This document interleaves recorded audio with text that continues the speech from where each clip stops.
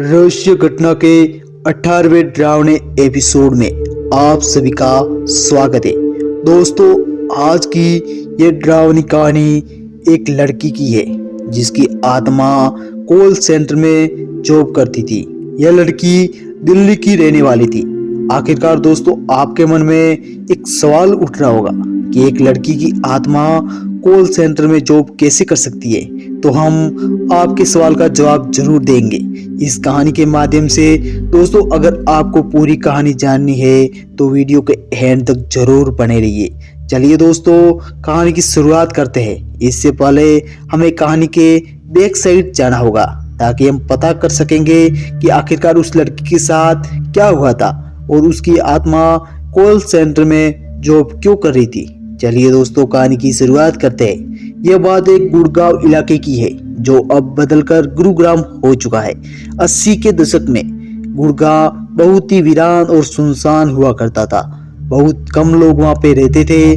कोई भी उस इलाके में जाना पसंद नहीं करता था और रात को तो बिल्कुल भी नहीं। लेकिन एक समय ऐसा आया जब दिल्ली की जनसंख्या बढ़ने लगी। यहाँ पे एक बिजनेस के मौके मिलने लगे तो दिल्ली के आसपास के इलाके जैसे नोएडा और गुड़गांव को एक ऐसी सिटी बनाने का ख्याल आया कि वहाँ पे सन सिटी बनाई जाए और वहाँ पे बड़ी बड़ी ऑफिसें और कंपनियां खोली जाए और सारी सुविधा उपलब्ध हो। धीरे धीरे गुड़गांव को बदलने लगा और वहाँ पे काम शुरू हो गया। लेकिन उसी के साथ वहाँ अजीब अजीब घटनाएं होने लगी। कई बार तो खुदाई करते समय वहाँ पे कंकाल निकलते थे जिनसे लोग बहुत डर जाते थे। वहाँ के लोग की किस्मत पलटने लगी। जिनके पास अपनी जमीन थी वह बहुत अमीर होने लगे क्योंकि उस समय जमीन के भाव आसमान छूने लगे थे। समय बीतता चला गया लेकिन गुड़गांव में अजीब घटनाएं थमने का नाम नहीं ले रही थी। कारणों का पता लगाया जाए तो पता चला कि भारत के मुगल रहते थे। उस समय इस इलाके में बहुत डाकू रहते थे जो गुड़गांव में जाते और किसी भी मुसाफिर को आसानी से लूटकर मार देते थे और वही दफना देते थे। जो खुदाई में कंकाल निकलते थे वो उन्हीं मुसाफिरों के थे। लेकिन समय बीतता चला गया और गुड़गांव गुरुग्राम में बदल गया। यह जब इलाका एक कंपनी के लिए बहुत अच्छा था। एक कंपनी के ऑफिस आप इस जगह देख सकते हैं। उसी दौरान एक कॉल सेंटर जिसमें बहुत सारे लोग काम करते थे उसका भी निर्माण हुआ। उस कॉल सेंटर में लड़की काम करती थी जिसका नाम रोजा था, जो अपने काम को लेकर बहुत ही सतर्क और बहुत ही अच्छी तरह से काम भी करती थी। कई बार वह लगातार एम्प्लॉय ऑफ द मंथ का खिताब भी जीत रही थी, जिसके कारण वह अपने सीनियर अफसरों की नजरों में बहुत ऊपर वाला पद ले चुकी थी।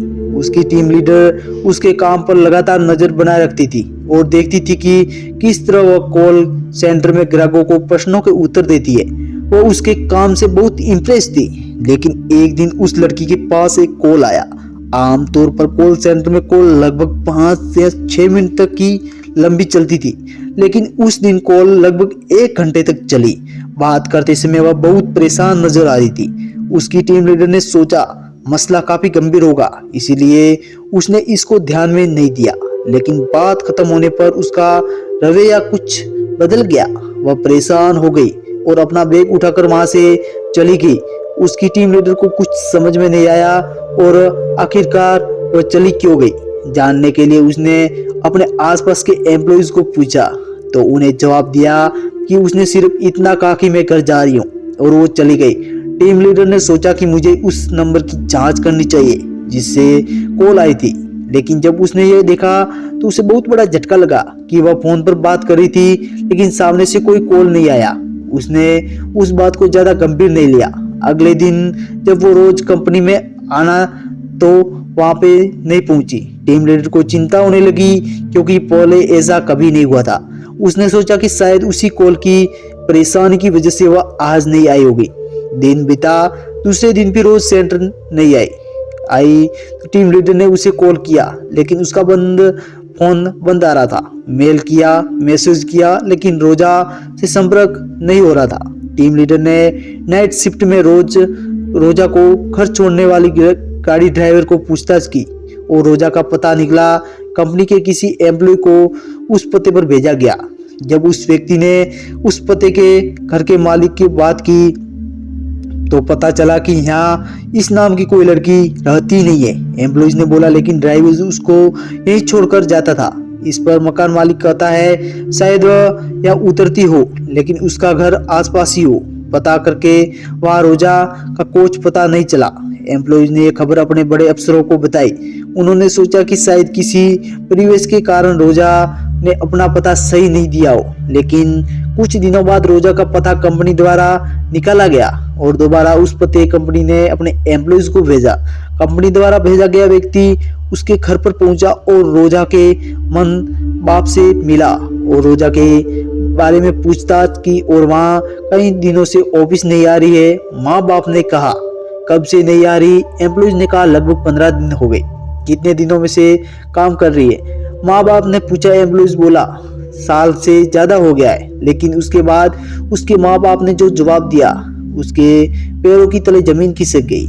उन्होंने कहा ऐसा नहीं हो सकता, रोजा को मरे हुए 8 साल हो चुके।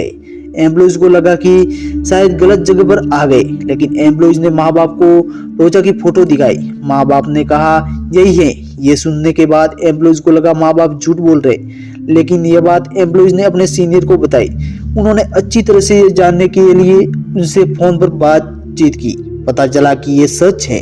यह बात पूरे ऑफिस में फैल गई। जो एम्प्लॉइज रोजा के साथ में काम करते थे उनमें से एक की मौत हार्ट अटैक से हो जाती है और कुछ ही दिमाग की हालत खराब हो जाती है। इतना ही नहीं, इससे पहले वहाँ कई हैरान कर देने वाली घटनाएं घटी।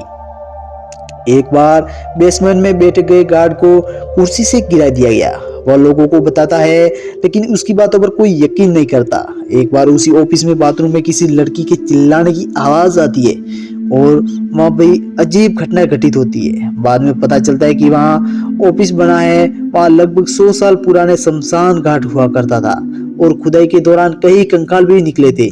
इसी कारण यह सभी घटनाएं होती थी, लेकिन रोजा वाली घटना ने सभी को हिला के रख दिया था। लेकिन कंपनी ने ये बात फैलने नहीं दी जिससे उनका कारोबार पर प्रभाव न पड़े।